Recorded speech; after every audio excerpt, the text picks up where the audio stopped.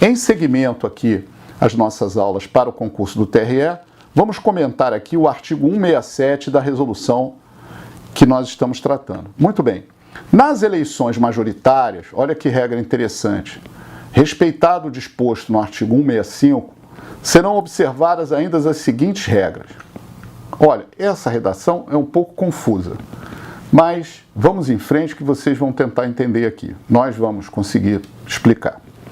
Deverá a junta eleitoral, quer dizer, pensa assim, deverá a justiça proclamar eleito o candidato que obtiver o maior número de votos válidos, por exemplo, o prefeito.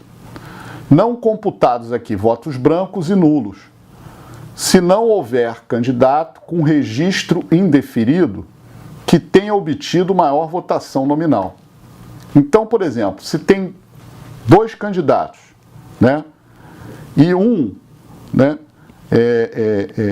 teve o maior número de votos válidos, ele será diplomado, será proclamado eleito. Acontece que o que perdeu a eleição para ele estava com o registro indeferido, né? E esse que perdeu tinha uma votação maior, nominal maior, mas ela não foi contada porque ele estava com o registro o quê? Indeferido. Então, esse que ganhou, não ganhou, certo? Por quê? Ele não será diplomado, não será proclamado eleito porque tem o que perdeu, mas que está com o registro indeferido.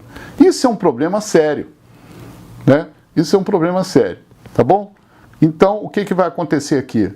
Haverá simplesmente quem ganhou não leva, é isso que a lei está dizendo, porque quem perdeu está indeferido com uma votação nominal maior. Aí, vamos lá, vamos ao outro comentário. Não deverá a junta eleitoral proclamar eleito o candidato que obtiver o maior número de votos, se houver candidato com registro indeferido, mas ainda com recurso pendente, e cuja votação nominal tenha sido maior. Ou seja, é a mesma coisa lá de cima, do outro artigo. Só que aqui tem um detalhe. O que poderá, após o trânsito em julgado, ensejar uma nova eleição. Porque hoje o que acontece? O artigo 224, parágrafo 3º do Código Eleitoral, determina uma nova eleição depois do trânsito em julgado. Trânsito em julgado é que não cabe mais recurso, certo? Então, se aquela pessoa que teve votos indeferidos teve uma votação nominal maior, por exemplo, teve 100 votos e o outro teve 30 votos, a lei presume assim, não pode, se ele teve uma votação muito grande, aquele que teve 30 não pode ganhar, porque ele não vai ter representatividade política, vai ter que ser feita uma nova eleição, certo? É mais ou menos por aí.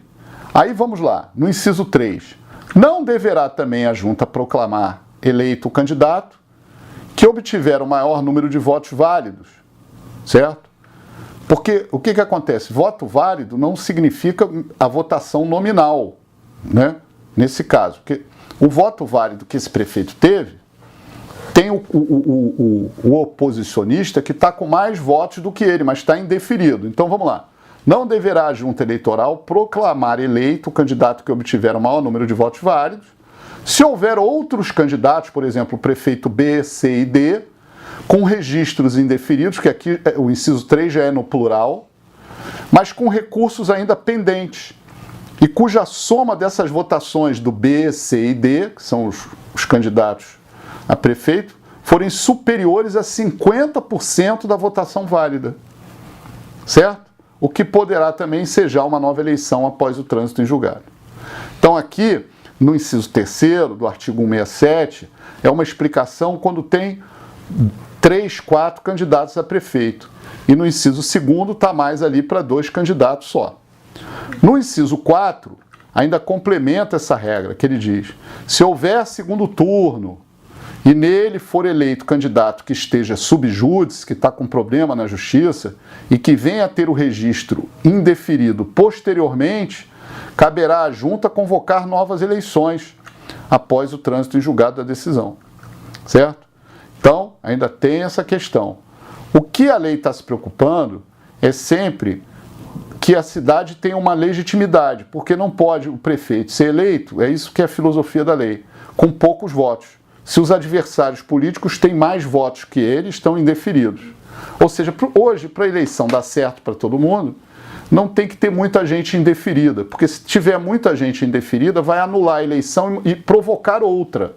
E isso tem gerado problemas, porque ninguém assume na cidade, nem o prefeito que foi ficha limpa, o ficha limpa não assume por culpa dos fichas sujas. Pensa assim, né? Porque a soma dos fichas sujas foi maior do que a do ficha limpa. E aí quem vai assumir, sabe quem é? É o presidente da Câmara Municipal. E isso tem criado alguns problemas. Por quê? O presidente da Câmara Municipal é um vereador que foi eleito com bem menos votos pelo sistema proporcional. Enquanto não se realiza essa eleição, enquanto a Justiça está decidindo tudo isso, quem está governando a cidade? É o presidente da Câmara Municipal. Ou em outras palavras, hoje o presidente da Câmara Municipal é uma figura, às vezes, muito mais importante do que os candidatos a prefeito que tiveram uma votação majoritária. Por quê? A regra aqui é de exclusão, tá, gente? Então vamos lá. Parágrafo 1º. Nas hipóteses dos incisos 2 e 4, ao apreciar o recurso no pedido de registro do candidato eleito, poderá se aplicar o 257, o artigo 15, determinando a imediata realização das eleições. Quer dizer, o TSE pode, ao invés de esperar essa questão demorar muito e o presidente da Câmara ficar governando a cidade, determinar imediatamente uma nova eleição, né? Agora, se houver decisões no TSE indeferindo as candidatos não eleitos, cujos votos recebidos alcancem mais de 50%, as novas eleições serão convocadas imediatamente. Agora, se não houver decisão no TSE indeferindo esses candidatos não eleitos, cujos votos recebidos alcançarem mais de 50%, não serão realizadas com urgência. Para fins de aplicar esse artigo, deve ser aferida levando-se em consideração o percentual de votos dados a todos os candidatos no pleito, excluindo-se somente os votos em branco e nulos. As novas eleições vão correr às expensas da Justiça Eleitoral. E aqui é importante. Gente, essa é uma questão para prova. Tendo uma nova eleição no município, como serão realizadas essas eleições? De forma direta ou indireta? Será indireta se o prefeito estiver nos últimos 6 meses, será indireta se o prefeito estiver nos últimos 6 meses, certo? Se estiver nos últimos 6 meses do mandato. E será direta nos demais casos. Então, pensa assim, gente, se a Justiça Eleitoral anular uma eleição de um prefeito, mesmo que ele esteja temporariamente exercendo o mandato, se a Justiça anular e mandar fazer uma nova eleição, essa eleição vai ser direta ou indireta? E você tem que ver, o prefeito não é eleito por 4 anos? Se tiver nos últimos 6 meses, a eleição é indireta. O que é eleição indireta? Quem vai eleger o novo prefeito vai ser a Câmara Municipal de Vereadores. Se for o caso do prefeito, às vezes em municípios, aqui nesse exemplo, a Câmara Municipal tem 9 vereadores, né? Então haverá uma outra eleição na cidade de forma indireta. Quem pode ser o candidato? Algum desses vereadores ou outra pessoa, mas vai ter que ter uma influência muito grande na Câmara, né? Porque a Câmara é que vai eleger. Muito bem. E será direta se não for nos últimos 6 meses. Isso é uma novidade da mini-reforma eleitoral, tá certo?